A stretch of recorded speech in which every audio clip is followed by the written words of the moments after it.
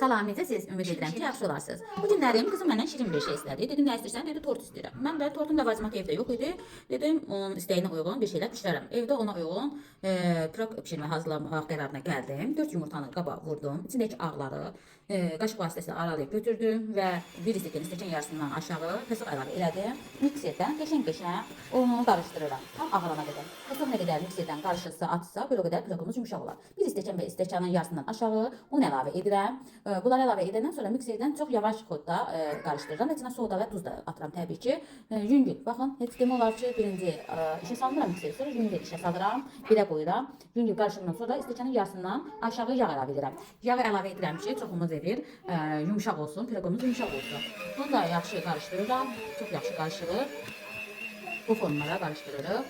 Sonra bu mən xəmiri fərqlilik etmək üçün masquraya ayrı tökürəm. Belə bir qaba əlavə edirəm. Üstünə kakao əlavə edirəm. Yaxşı qarışdırıram ki, içində tam həll olunsun. Bir-birinə həll olunur. Tam həll olandan sonra piroq qabımızı götürürəm.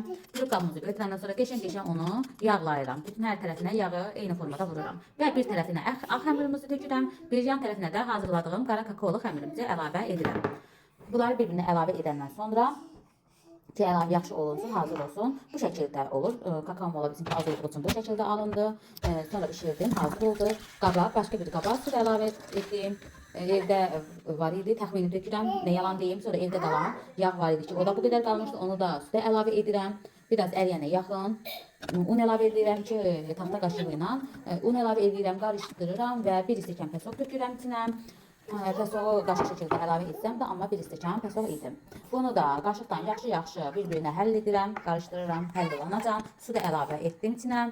Bunlar bir yerdə tam bir-birinə qarışanacan qarışdırıb, yenidən qazın üstünə qoyuram, həll olur. Evdə olan qozları da götürürəm. Bunları qəşəng-qəşəng sındırıb, içini tərtəmiz təmizləyib, təmizləyib qoyuram bir qırağa.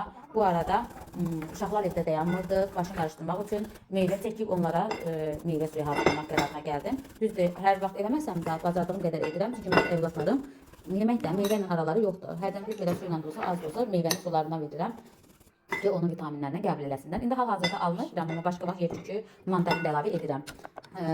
Bu bizim tortumuzun içi də hazır idi. Bu almamız, almamızın suyu. Baxın, bu şəkildə əlimlə sıxıram. Əlimdə möhkəm sıxıram, suyunu hazır edirəm. Baxın, 2 əlli. Möhkəm sıxıram əlimdə.